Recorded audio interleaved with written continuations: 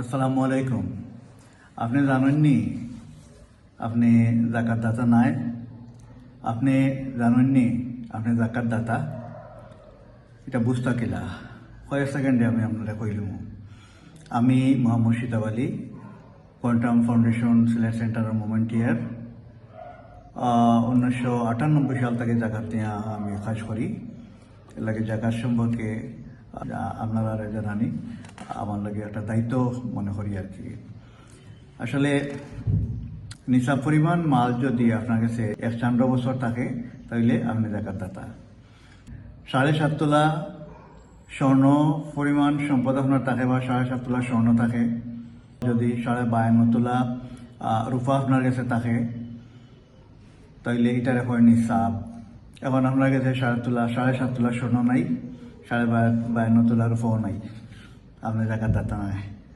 কিন্তু আরও একটা কথা আছে যে যদি আপনার সামান্য সোনা আছে, কিছু রূপা আছে, ব্যাংকর টেকা আছে, ব্যবসার মাল আছে, আপনার গড় ভাড়া দেন, গড় ভাড়া আছে, নগদ আরও কিছু পাওনা আছে মানুষের কাছে, এটা সব মিলাইয়া যদি দেখা যায় যে 52.5 তোলা রূপার পরিমাণ সম্পদ আপনার কাছে আসে, তাহলে আপনি সম্মানিত জাকাত দাতা। একটা ফরজ আদায় করতে হইবা আপনি।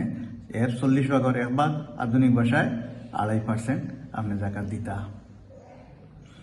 এখন জাকাত না দিলে কি তৈব? ফার্স্টটা শর্ত আমরা মুসলমান, কলিমা, নামাজ, রোজা, হজ, জাকাত।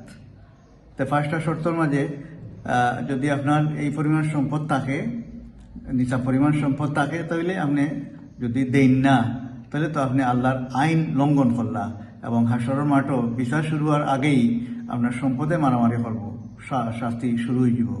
তো অর্থাৎ হাসরের মাঠও যেহেতু এই ফার্স্টটা শর্ত আপনি পূরণ করতে পারতা না, তখন এই জায়গাতে আপনি পুরাপুরি বিপদের সম্মুখীন হইবা, আটকে যাবা। এখন জাকাত আদায় করতে কিলা? জাকাত আদায়ের নিয়ম আল্লাহ রাব্বুল আলামিনে কোরআনের মাঝে বিভিন্ন সূরার মাঝে কইছেন। এর মাঝে সূরা তওবার মাঝে যে আয়াতটা আইছে, এর মাঝে 8টা খাত আছে। এই 8টা খাতের মাঝে 3 নম্বর খাত যদি আমরা ধরি, তাহলে দেখি যে জাকাত আদায় করার লাগে কর্মচারী নিয়োগ করা হইতো। যারা ব্যবস্থাপনা যে সমস্ত টিম থাকতো, এই টিমর বেতন ভাতা এর থেকে দেওয়া হইতো। তো এর লাগি জাকাত এখান থেকে বোঝা যায় যে জাকাতটা সংঘবদ্ধভাবে আদায় করতে হইব, কোনো সংঘে জাকাত দিতে হইব বা রাষ্ট্রে জাকাত দিতে হইব। তো সংঘে জাকাত দিতে গিয়ে আমরা কোয়ান্টাম ফাউন্ডেশন 1996 সালও জাকাত ফান্ড গঠন করছে, এবং জাকাতর টিম আছে। জাকাত সংঘবদ্ধভাবে নামে আদায় করে এবং সংঘবদ্ধভাবে ব্যয় করে।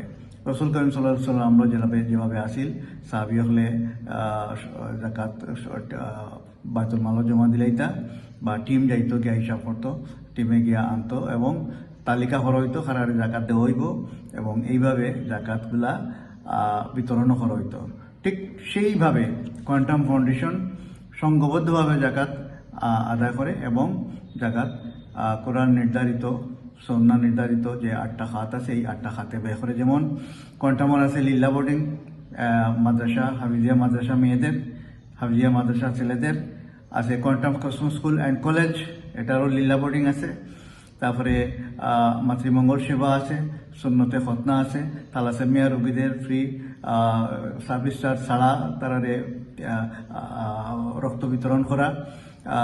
এই ধরনের বিভিন্ন প্রায় 36টা খাত আছে, যে খাতগুলাত জাকাতর অর্থ ব্যয় করা হয়, এবং এটা সারা দেশব্যাপী কার্যক্রমগুলো চলে। এই যেমন শীতও আমরা প্রত্যেক বছর কোয়ান্টাম ফাউন্ডেশন শীত বস্ত্র বিতরণ করে, জ্যাকেট দেয়, এগুলা থাকে। তো আপনিও আমরা আবেদন থাকবো, জাকাত কোয়ান্টাম ফাউন্ডেশন দেউকা এবং জাকাত আদায় করোকা। প্রথমে জানোকা আপনি জাকাত দাতা কিনা না, আর জানার লাগে আমরা ফোন করোকা। আমরা ইনশাল্লাহ কোরআন সুন্নাহর আলোকে সঠিকভাবে আমরা জাকাত দিতাম পারবো। এবার 2026 সালও দেখা গেছে যে কম বেশি 1,93,000 টাকা যদি সম্পদ আপনার হাতে থাকে তাহলে এর 40 ভাগের 1 ভাগ আপনি জাকাত দিতা। হয়তো কম বেশি হইতে পারে, যেদিন জাকাত দিবা ওদিন স্বর্ণর দোকানে একটু ফোন করে কইলিবা বা মাল নিয়ে হিসাব করিয়া ওজন করে দেখে নিলা। আর হিসাবের সময় একেবারে বালা করি হিসাব করতে হইবা আপনার পকেটও কত টাকা আছে, বিকাশ কত আছে, নগদও কত আছে, ব্যাংকও কত আছে, ফাউনা কত আছে, এই জিনিসগুলা দেখবা। তো আশা করি আপনি একজন সচেতন মানুষ এবং সচেতন মানুষ হিসাবে আপনি ইমানি দায়িত্ব পালন করবা আর অন্য মানুষেরও জাকাত দিতে উদ্বুদ্ধ করবা। ভালো থাকুন, আনন্দের সাথে থাকুন, রহমতর ছায়াত থাকুন, এই দোয়া রইল।